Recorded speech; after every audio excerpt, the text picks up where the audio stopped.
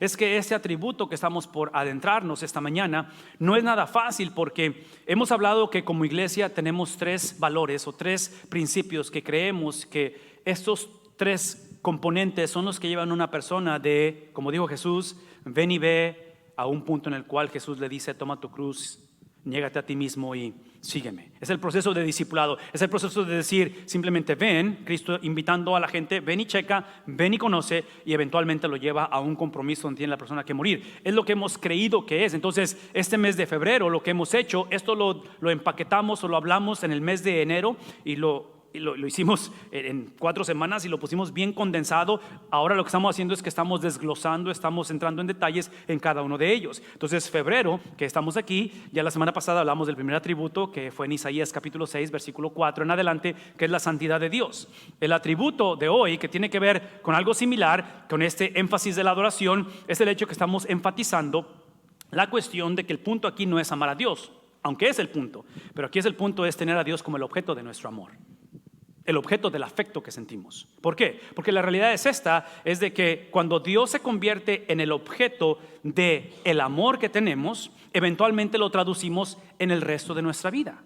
En otras palabras, sueñen conmigo, imagínense que el punto del matrimonio no sea simplemente casarnos o mantenernos casados, sea Dios el objeto de la razón por qué estamos casados o por qué nos quedamos solteros, cualquiera que sea el caso. ¿Qué de la crianza de los hijos? Que si el punto de tener hijos o no tener hijos sea basado no en lo que decidimos o no en nuestros planes o nuestras imposibilidades o nuestros sueños, pero esté basado en lo que Dios dice, en lo que Dios establece. ¿Qué de las finanzas? ¿Qué de la sexualidad? ¿Qué de la membresía de la iglesia? Aquí el punto no es simplemente venir a una iglesia, lo cual es importante, pero es obvio que hay de iglesias a iglesias, ¿no es cierto? Es obvio que hay de matrimonios a matrimonios, es obvio que hay de trabajos a trabajos. Aquí lo que tratamos de hacer es que la adoración a Dios, el tener a Dios como el objeto de nuestra adoración, es entender que ese objeto lo que hace nos permite experimentar la obra sobrenatural. No es humana, es sobrenatural, que involucra la humana, de entender que la salvación del hombre o la adoración a Dios, porque solamente salvos pueden adorar a Dios, gente salva, gente sin Cristo no puede adorar a Dios, es aquella que es un intercambio de perspectiva. La palabra perspectiva en inglés es la palabra worldview, la manera en que procesamos la vida, la manera en que tomamos decisiones, la manera en que reaccionamos a la vida, la manera en que nos consideramos a nosotros mismos y sobre todo la manera en que pienso o la definición que tengo de quién es Dios. Eso es lo que significa la palabra perspectiva. Entonces, inevitablemente todos la tenemos, todos tenemos una perspectiva, todos tenemos una manera de pensar, todos fuimos criados de una manera, educados, discipulados o lo que haya sido. El punto aquí es que tiene que haber un intercambio, porque adoradores de Dios no es simplemente la persona que desea amar a Dios, que desea simplemente buscar a Dios, es entender que Él es el objeto de mi búsqueda,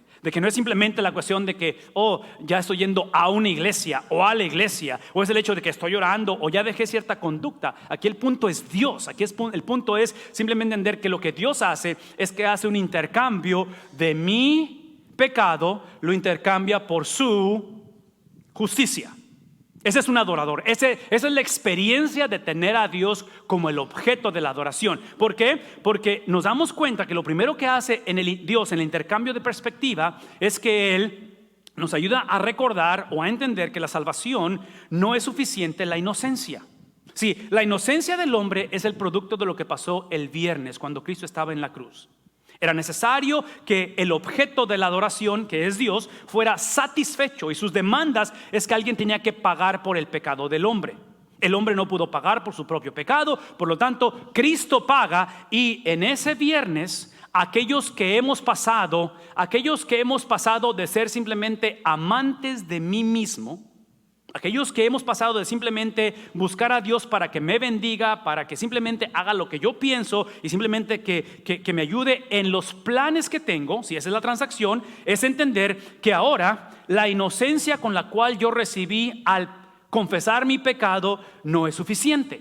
¿Por qué? Porque aquí el punto no es evitar el infierno, aquí el punto es el objeto de la adoración, que es un Dios que solamente se relaciona con personas que no necesariamente han sido perdonadas. El perdón es necesario, pero el perdón es el piso, no es el techo.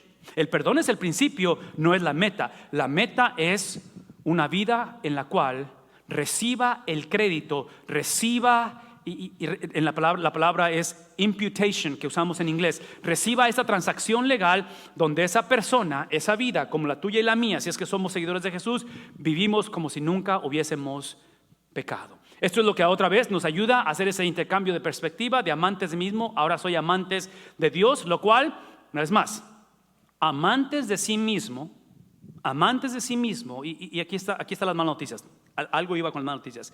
Es que me encantaría que esto fuera de gente que no conoce de Cristo. Aparentemente, por los ejemplos que vamos a ver, este es un ejemplo o esta es una perspectiva entre personas que conocían de Dios. En otras palabras, dentro del cristianismo, y si estás visitando o estás pensando ser miembro de la iglesia o bautizarte, aceptar a Cristo, otra vez pongo las cartas sobre la mesa porque no quiero que después nos sorprendamos cuando vemos hipocresía en la iglesia, cuando vemos hipocresía unos con otros. Todo lo que estoy diciendo es que en este caso los amantes de sí mismos son aquellos que no necesariamente ven pecado en su vida, sino ven ¿qué cosa? O sea, pecados son los que hacen ellos. O sea, si conocieras cómo viven ellos, no, o sea, ¿ya has visto lo que puedes poner en Facebook? O sea, esos son pecados. Yo lo que hago, lo que mis hijos hacen son simplemente errores. Por lo tanto, lo que sí necesito un intercambio, pero no es por su justicia. Porque como yo no tengo pecado, simplemente errores, lo que necesito simplemente es ¿qué cosa? No un salvador, necesito un coach. Necesito alguien que me oriente, alguien que me lleve de tal manera que ni muy, ni tan, ¿verdad? Porque así, no voy al infierno, pero tampoco estoy muy comprometido con esto. Ese es el problema de nuestra generación, de lo que la Biblia está describiendo, donde al final de la historia, aquí es como termina el asunto, es de que al final es obvio que como cristianos y no cristianos no veamos la necesidad de un Dios de ira. Porque si todo lo que estamos haciendo es cometiendo errores y todo lo que necesitamos es alguien que simplemente pues nos dé un manazo o la clásica, queremos un Dios que nos diga, así como las mamás, 1, 2, 3, ¿saben de qué estoy hablando, mamás? Ya se rieron, ¿verdad? Ok, o sea, ese no es Dios. La seriedad de esta conversación es tal que esta ira, ese viernes fue depositada ¿en quién? En el hijo del objeto, en el hijo del Dios de ira. ¿Sí ven la seriedad de esto? Nos damos cuenta que ese es un tema extremadamente serio y que no podemos seguir produciendo, creando, trayendo, invitando gente a que simplemente sigamos pensando que todo lo que cometemos como generación, como personas, como matrimonios, como jóvenes, como niños, son errores. No podemos seguir haciendo eso. No podemos seguir pensando en la distorsión del evangelio, donde pensamos que lo único que necesitamos es una generación de mejor moralidad. Nada malo con la moralidad, estamos a favor de la moralidad, pero una vez más, la moralidad como fue la adoración, la moralidad como es la salvación, la moralidad como es el matrimonio, como es el toda la vida, está basada en el objeto de la moralidad. ¿Sí me explico? ¿Por qué? Dame tantito, esa es la razón. Porque si yo me convierto en el objeto de la moralidad, eso implica que necesito a alguien, ese ser supremo llamado Dios o como le quieran llamar, es esa persona que simplemente me ayude a ser una persona con mejor moralidad.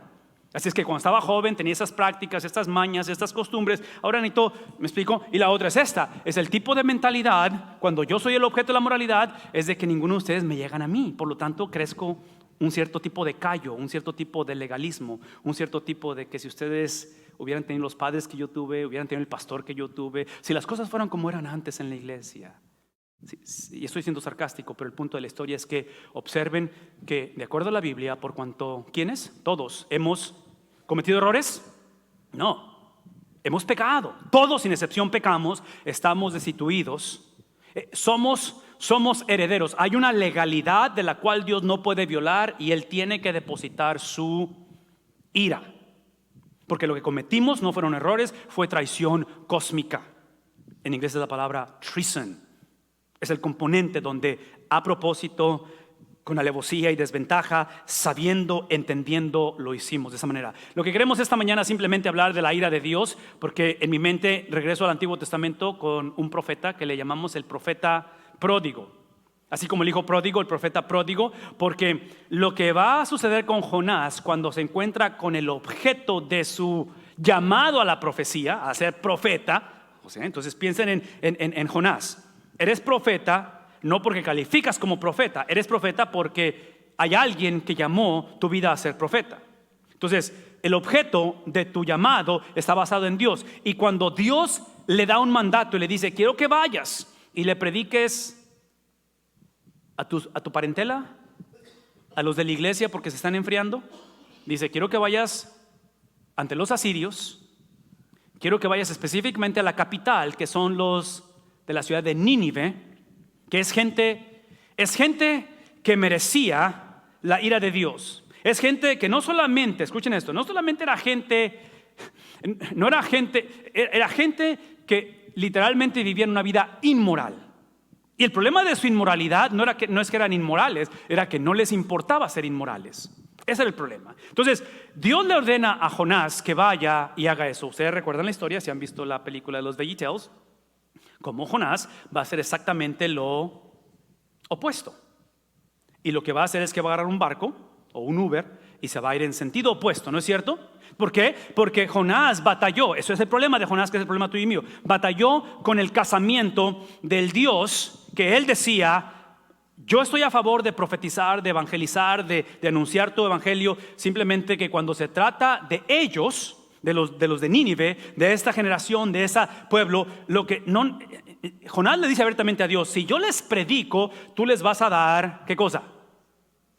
Y ellos se van a arrepentir y tú los vas a perdonar. Y Jonás dice, no es posible eso.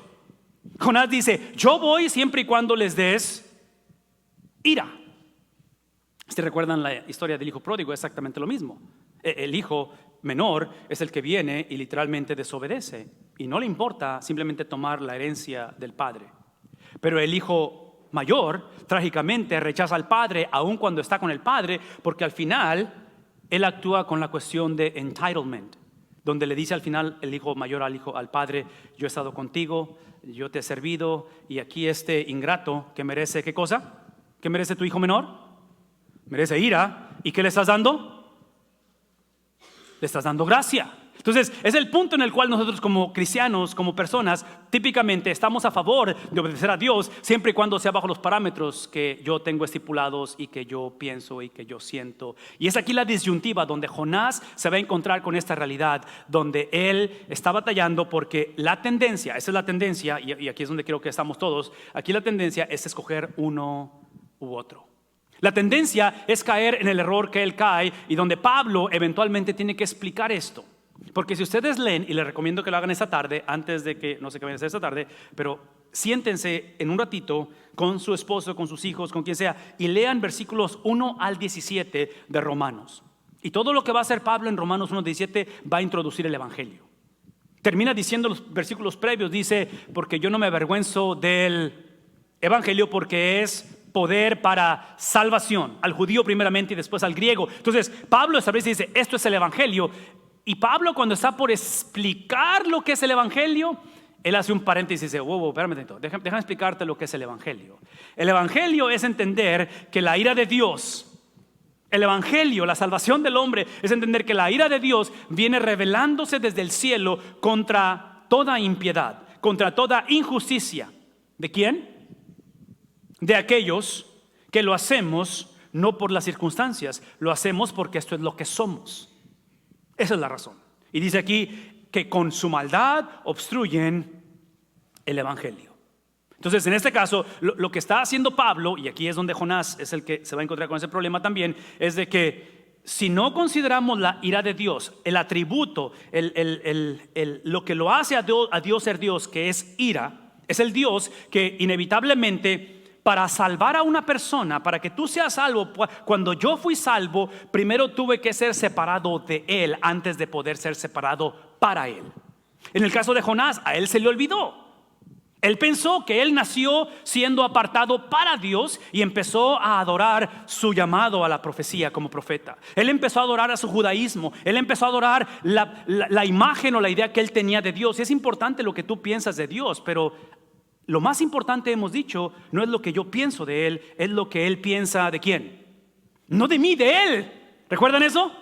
Es lo que él piensa de. En otras palabras, ser salvo es simplemente estar de acuerdo, y es una es una experiencia que sucede a través del Espíritu Santo. Esto no es una clase, esto no es un programa, esto no es un estudio que hacemos de la vida. Este literalmente es la habilidad del Espíritu Santo que te da de que tú confieses y creas lo que Él dice de sí mismo, no lo que tú y yo pensamos de Él. En otras palabras, si ustedes recuerdan el mes de enero, cuando hablamos de la confesión de Pedro, que Jesús le pregunta: ¿quién dice la gente que soy yo? ¿Quién dicen ustedes? Pedro responde: tú eres el Mesías, el Cristo, el Hijo del Dios viviente. Y Jesús responde: porque no te lo reveló carne ni... En otras palabras, lo único que tú fuiste, Pedro, Jesús a Pedro, tú fuiste el receptor, tú fuiste el destinatario de una revelación divina. Eso es la salvación.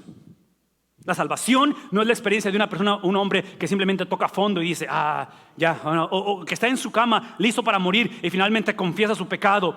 No estoy en contra de nada de eso, y probablemente estoy hablando de tu historia, porque a lo mejor tú llegaste a tocar fondo y finalmente aceptas a Cristo. Pero aún si esa es tu experiencia, como hayas sido salvo, entendemos que la experiencia de la salvación inicia primero con un arrepentimiento, con entender que el Dios de misericordia es Dios de ira. ¿Por qué? Por la misma razón que tú y yo, como padres, como esposos o como hijos, si alguien trata de tocar a mi esposa, van a conocer mi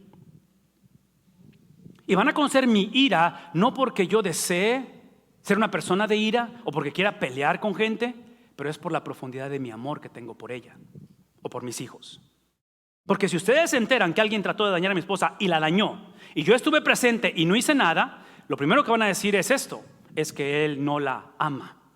Entonces, si Juan 3:16 es verdad, que de tal manera amó Dios al mundo, es inevitable, tiene que existir un Dios de ira. Y aquí es donde Jonás va a batallar, porque Jonás, en su rechazo de ir a Nínive, en su rechazo de abrazar el Dios de misericordia como el Dios de ira, es porque Jonás cometió el error que tú y yo cometemos. Y aquí es donde quiero que me pongan atención.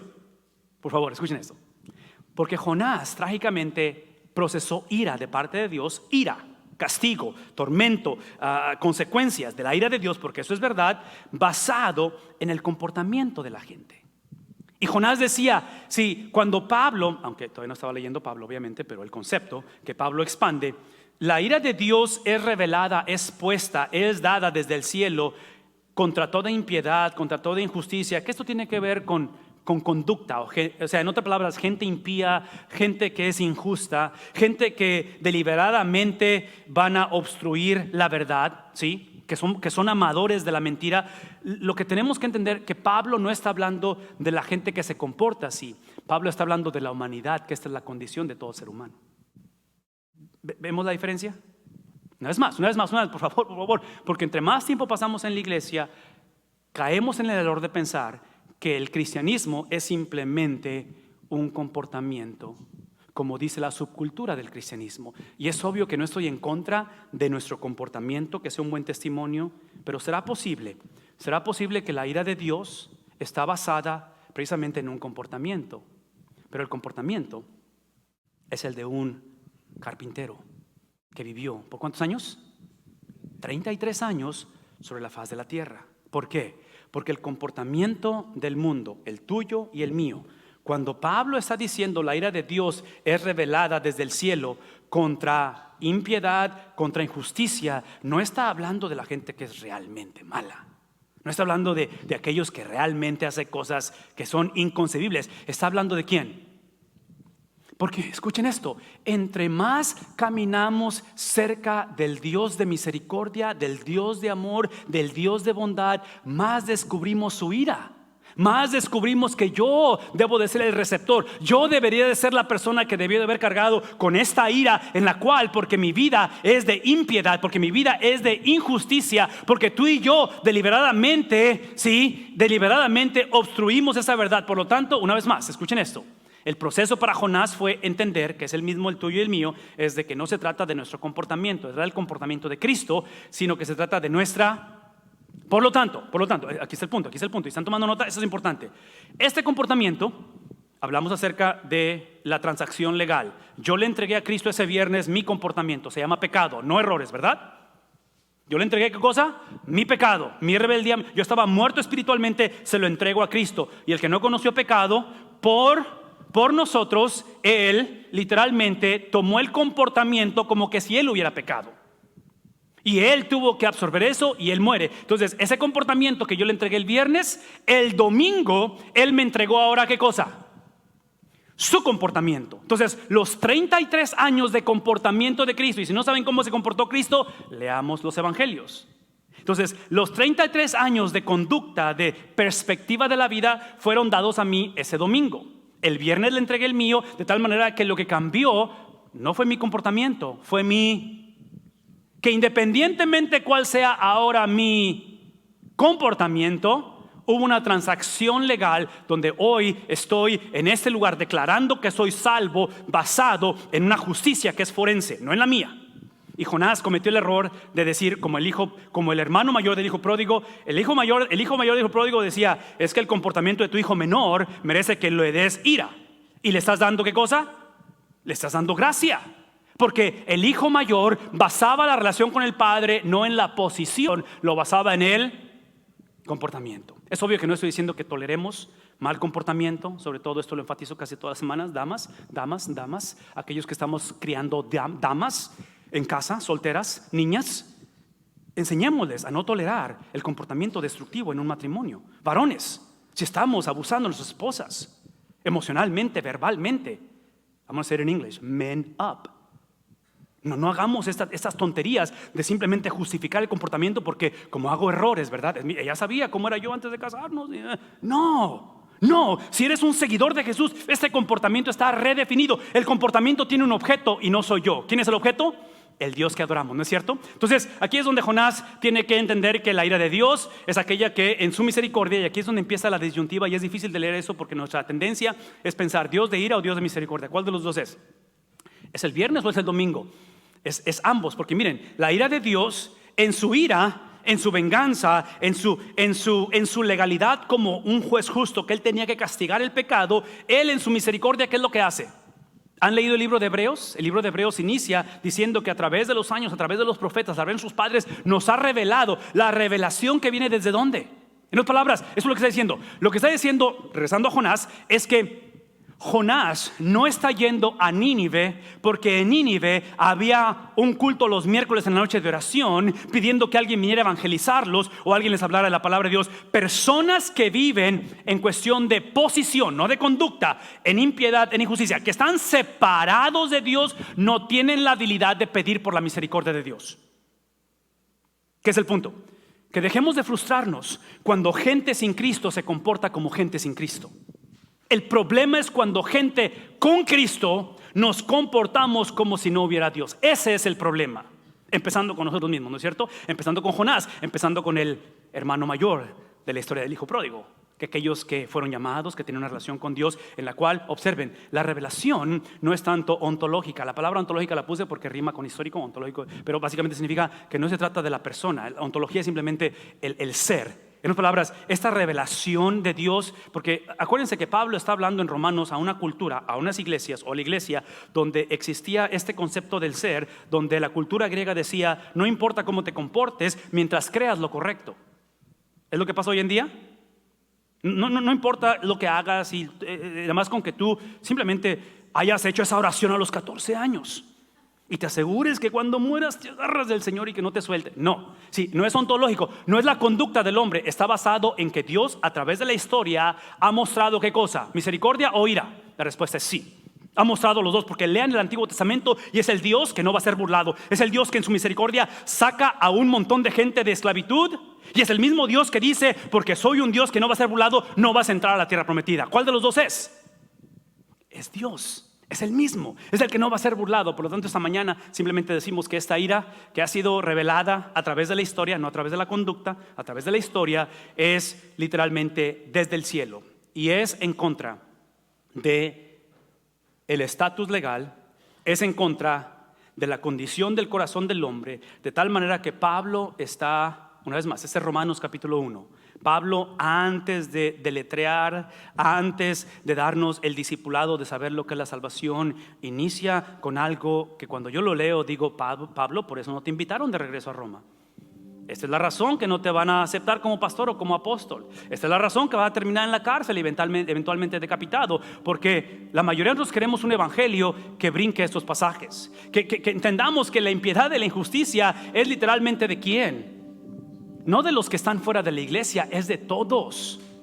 Que todos sin excepción, entre más caminamos con Cristo, entre más vivimos con Cristo, más recordamos que la experiencia de la legalidad, la transacción legal de mi impiedad y mi justicia fue puesta en Cristo, de tal manera que esta mañana esa transacción legal ahora me permite reconocer que la verdad no es la ausencia de estos componentes. La verdad es una persona. La verdad es una conducta, no la mía, es la de Cristo. La verdad no es algo que radica en mí. Es un agente forense que simplemente hace una transacción legal de lo que yo pienso, de lo que yo siento, de lo que yo creo, de lo que yo he percibido. Y hago esa transacción legal donde ahora literalmente existo para lo que Él piensa y lo que Él es. Esta mañana, eso es lo que yo quisiera que vieran como la invitación o como el producto de entender este mensaje. Por favor, vean tantito. El problema tuyo y el problema mío no es la separación de Dios. En otras palabras, esto que estoy leyendo de impiedad, de injusticia, obstruir, porque somos personas de maldad y obstruimos la verdad, ese no es el problema, es el producto del problema. El problema de nosotros no es del ser humano que eventualmente el infierno es el lugar donde el hombre está separado de Dios eternamente. El problema del ser humano es Dios. El problema del ser humano es que lo hemos hecho un Mr. Rogers o un tío Gamboín. El problema del ser humano, el problema de la iglesia es que no le tememos a Dios. El problema de nosotros es que nos hemos discipulado mutuamente pensando que porque hicimos una oración, que simplemente porque he estado en la iglesia cierto tiempo, ahora Él se convierte en mi sirviente cósmico. El problema del ser humano es el infierno, pero el infierno no es otra cosa más que simplemente encararse con el Dios de la Biblia sin un mediador. Ese es el infierno. El infierno está gobernado por Dios. El infierno, que es el resto de la humanidad, el resto del cosmos, el resto de todo lo que entendemos y existe, es gobernado por Dios. Entonces el problema, sí, gente que está separada de Dios, no le importa estar separada de Dios ni ahorita ni en la eternidad, porque no conocen de Dios, porque no temen a Dios.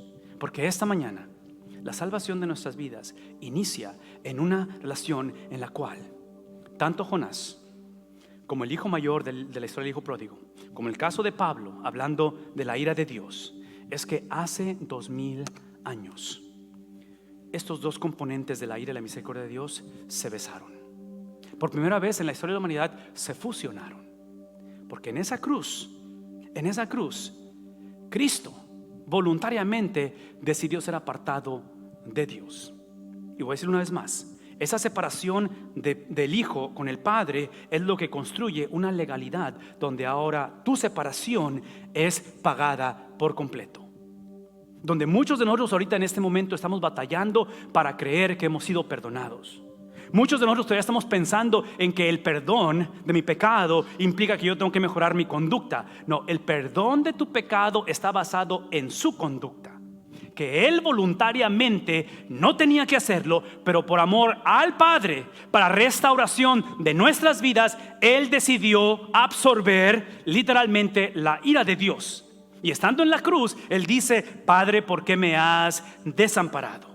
Lo hermoso del evangelio es que esta experiencia que no tiene ningún sentido, esta experiencia que Jonás deseaba ponerla en los de Nínive, esta experiencia que el hijo mayor de la historia del hijo pródigo deseaba en su hermano, ellos trágicamente no entendieron, que es el caso tuyo y mío, que esta experiencia le pertenece a Cristo. Porque ahora el domingo por la mañana, esa misma ira, esa misma justicia, esa misma santidad, esa misma presencia, esa misma autoridad es depositada en el mismo Cristo. Y así como Cristo tuvo que ser puesto en un sepulcro y su espíritu se separa de su cuerpo y queda ese cuerpo sin vida tendido, ese domingo en la mañana el Espíritu Santo trae nuevamente ese espíritu a ese cuerpo, y aquel que había sido separado del Padre por ti y por mí ahora es apartado o separado para el Padre, para que tú y yo fuésemos coherederos con Él. Entonces, si tú esta mañana deseas experimentar la misericordia de Dios, si has llegado al momento en el cual en tu vida deseas la misericordia de Dios, la misericordia de Dios es que su ira está presente, simplemente que alguien la absorbió, ¿no es cierto?